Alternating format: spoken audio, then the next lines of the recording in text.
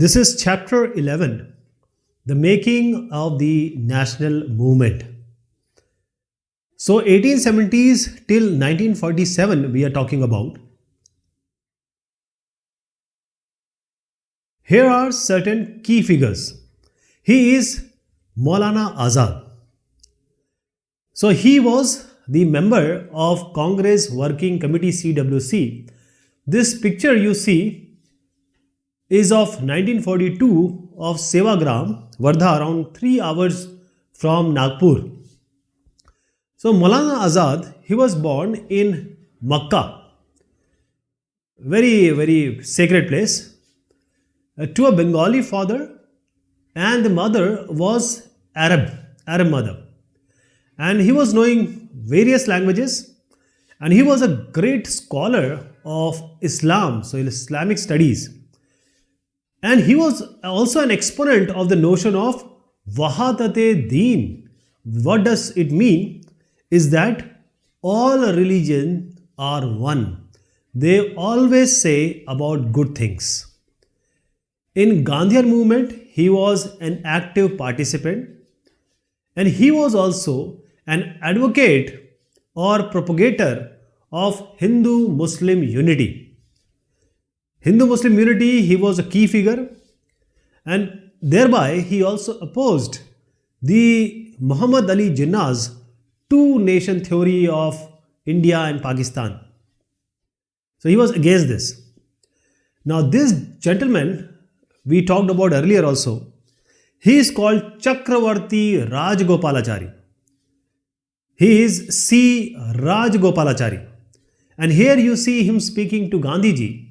And this was before Gandhi Jinnah talks in 1944. So he was a veteran novelist, and also he was a leader of salt satyagraha in the southern part of the country, South India. Southern part, salt satyagraha, he was the leader. C. Rajagopalachari, he was also known as Rajaji. And he was also the member of interim government which was formed in 1946.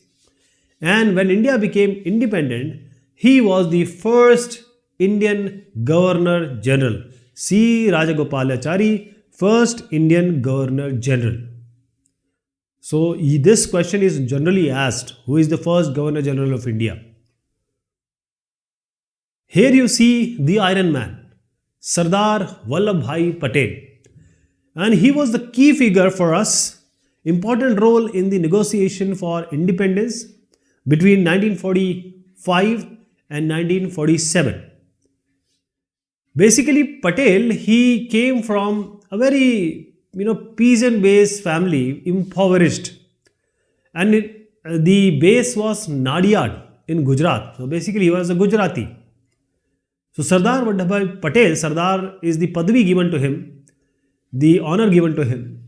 Iron Man, he was the organizer of freedom movement from 1918 onwards. He also served as president of Congress in 1931. Here you see Muhammad Ali Jinnah. Previously, he was a key figure for independence. So 1942 picture he is seen with Mahatma Gandhi. Until 1920, he was a key advocate of Hindu-Muslim unity, because there was nothing called Hindu-Muslim in his mind. And he also was the main key figure in Lucknow Pact, which was between Indian National Congress and the Muslim League. And 1934, Muslim League, when it was, basically he was the key figure. After that, speaking about Pakistan, that is a two-nation theory he was believing in, because he was believing that Muslim will always be secondary and they will go unrepresented. That we see today also. Towards independence and partition, so 1940, Muslim League actually moved a resolution. And they moved a resolution, Prastav Parit, that is independent states for Muslim in the northern western, if this is India, this is Kashmir, assume it to be Kashmir. This is northern western part, which is present day Pakistan, and eastern area, which is present day Bangladesh. So he was saying that we need independent states for Muslim because these are Muslim majority states. And at that time, resolution which was there was not mentioning about Pakistan. It was never mentioned at that time, nor even they were talking about partition at that time, 1940. If I take you to late 1930s, League actually saw various things. That's why they came for partition and they started thinking about Pakistan. First thing they saw that the culture, the tradition Muslims and Hindus have, they are separate. So it's difficult for them to be together because they saw in between 1920s and 1930s, India saw a lot of tension between Hindu and Muslim groups. Politics always is there. So they provoke these and the people fight. In a provincial election of 1937, the League was convinced that Muslims will be in minority, they are minority, they will always be in minority. That is, if any democratic structure is formed, they will always be in second fiddle, that is in second place. They can never represent or maybe they may go unrepresented. Nobody will think of Muslims. So one more thing is this, that the Muslims, when they are getting unrepresented, or because 14-15% today also is a good say chunk of people. And one more thing happened in between. See, Muslim League asked Congress that let us form a joint collaboration and let us go for United Provinces in 1937. And Indian National Congress point blank way denied, no, we don't want to be with you. So these are certain things which has created Muslim League what we see today. So that is how the partition came into being, right? Because Congress was failing. They were not even thinking about a majority or major majority. Basically, India is a Hindu majority country, but Muslims were also there. So Congress were not even interested or able to mobilize Muslims. And in this case, League was able to mobilize in 1930s, and that is how the Muslim League got support of the Muslims. So when 1945, when the Second World War ended, 2nd September, now British opened negotiation between two, the Congress and the League. Because British was talking about two strong parties, Indian National Congress and Muslim League. The problem was, what will be the political future or what will be the future of India? The problem came that Congress was saying that Muslim League cannot represent all the Muslims of India. Because Muslim League was saying all the Muslims we are representing. Congress was saying no. There are so many Muslims which still supports us. So that was the deadlock condition. And what happened after that? 1946, there was an election. Congress, the seats it had, general constituencies, it had a pretty good success. But the seat reserved for Muslim, the League success was spectacular, means 100% result. The Muslim League won with flying colors. Right? Now they thought, okay, we have to come with a demand for Pakistan. We need to think about a particular religion or religious creed also. In March 1946, what happened? March 1946 I am talking about. British cabinet happened to send a 3-member mission to Delhi to examine the demand, which is the demand for Pakistan. So what is going to be happening after that? Now the mission, when it talked to multiple parties, it suggested that India should remain united and like a loose confederation with autonomy to Muslim majority areas. That is, Muslim majority area should given some power also, some autonomy.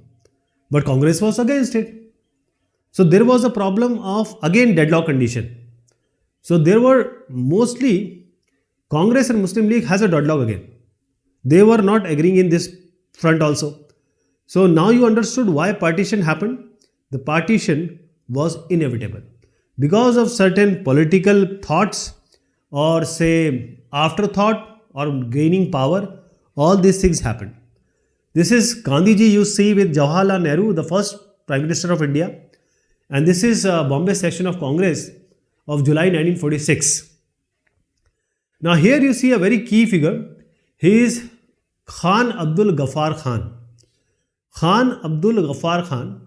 He was a Pashtun leader from Northwest Frontier Province, and you see him with colleagues at a peace march through Bihar in March 1947. So he was a Pashtun leader, Khan Abdul Ghaffar Khan. You can say that it is present day Pakistan and coming from Northwest Frontier Province.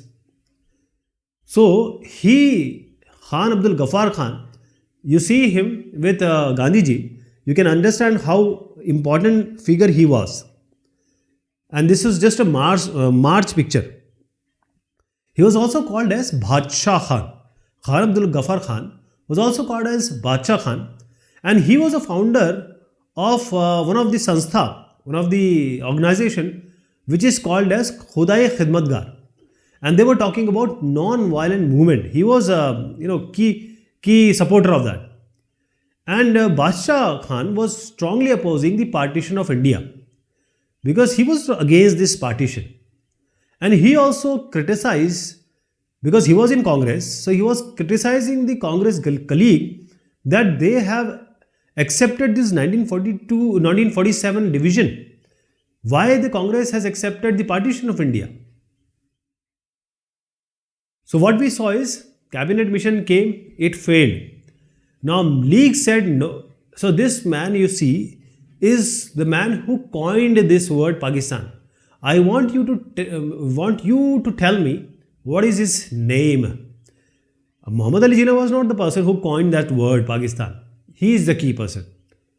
So I was talking about cabinet mission, it failed. Now Muslim League, it came strongly. It said now we need Pakistan, and it announced that on 16th August 1946 we should observe a direct action day.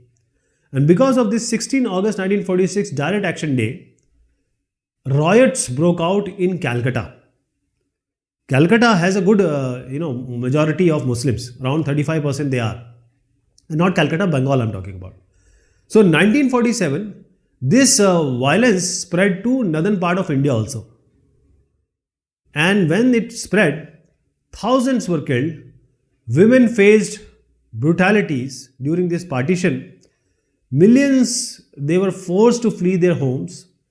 And finally, they were reduced just as a refugee in an alien land, because Indian went to Pakistan, Pakistan went to Indian. So you see here they are in search of shelter and food, these all people, and new country came into existence, Pakistan. It was West Pakistan and East Pakistan, and independence came with pain and violence of partition. So we cannot say enjoy the freedom because this partition happened. Let me show you this picture. The green part you see is West Pakistan and East Pakistan. So Pakistan was not Pakistan today. It was two Pakistans, West Pakistan and East Pakistan, because all these have Muslim majority. Most of the majority is Muslims. So, and if you see, Hindus and Muslims live together everywhere. If you go to America, Indian Muslims, Canada, anywhere, Indian and Pakistanis, they live together. But here, because of the political provocation, people actually developed that hatred, which shouldn't be. Now we young people, we shouldn't have all these, because this what happened. But basically, India and Pakistan were together. So people from Pakistan, which were Hindus, came to India. From India, Muslims went to Pakistan. So Kashmir, Kalat and Hyderabad, they were princely state, and they were not acceding to either country upon independence. That is, we will not be going with either Pakistan or India. So finally, Hyderabad was annexed by India, Kalat was annexed by Pakistan, and Junagadh was also there. So finally, this star point you see, here the war broke out, or you can say riot broke out. So these were inter-communal conflicts between Pakistani or Indians, or you can say Hindu and Muslims. So this East Pakistan, after 1971 it was called, as Bangladesh there was a war, and finally Bangladesh and Bengal are same. So if you see, all the food, all the face, all the culture is same. Similarly, if you go to the border area, the Indians and Pakistanis, they talk together, they talk in the same way, they dress in the same way. So no difference, they are just our friends, okay. Nationalists in Africa, or nationalism in Africa. So not only in India, we have to see what all were going on at that time. So let me talk to you about Ghana. This is Kwame Nkrumah.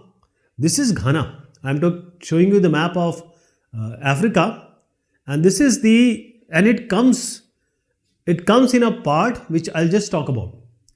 So late 19th and early 20th century, Afro-Asian countries, that is African countries and Asian countries, various countries, they also witnessed the steep rise of nationalism in these countries. Why? And this was basically against colonial rule. Because colonial rule, see, everywhere we had French, Spanish, Dutch, English. So all these places, or right now they are countries, they were under certain rule. For example, Algeria. You see all the French, you will see Algerians only. The football team is half Algerian only. So colonial rule was somewhat different in Africa. It was dictatorial. Only chiefs allowed to rule on behalf of the foreign powers, which are the alien powers. So the foreign powers are ruling only on the basis of the chief, and the laws which are made for these people were created by only all white legislatures. All whites are making laws for the blacks. So basically what happened, first of all, these poor people, the forcible takeover of the land, it prompted them, and then the increased taxation on them. They were already poor and taxation was increased, and the people who were working, these blacks of the African, they had a very poor condition of working. So all these cumulatively led to African protest. So here the African protest started. So in 1957, if I talk to you about Ghana, this was called as Gold Coast. Previously, Ghana was called as Gold Coast. This was the first suburban African country to gain independence. So the freedom it got, it was the first of them, one of the first among this. So Kwame Nkrumah, he was the leader of this freedom movement. He was the leader of Convention People's Party, CPP. And he was responsible for all the strikes, boycotts, mass rallies. So under his leadership, all these happened. Strike, boycotts and mass rallies. In 1951, this party CPP won a huge electoral victory. It won everywhere. So now they were opposing the system of British that is allowing the chiefs to nominate representative to the legislature. Why are you nominating? They must be elected. So they pressurized the British that this nomination should not happen. Let them be elected. So now when they pressed British, they actually won this demand in 1954 that elections will be held. So now the elections to new legislative council, this was held in 1956. 1954, this demand accepted by Britishers. So 1956, there was again a new election. There will be no nominated members now. So now again CPP won, and finally an independent nation came into being, which was called as Ghana. Okay, this is all about this discussion. Thank you so much. Take care of yourself.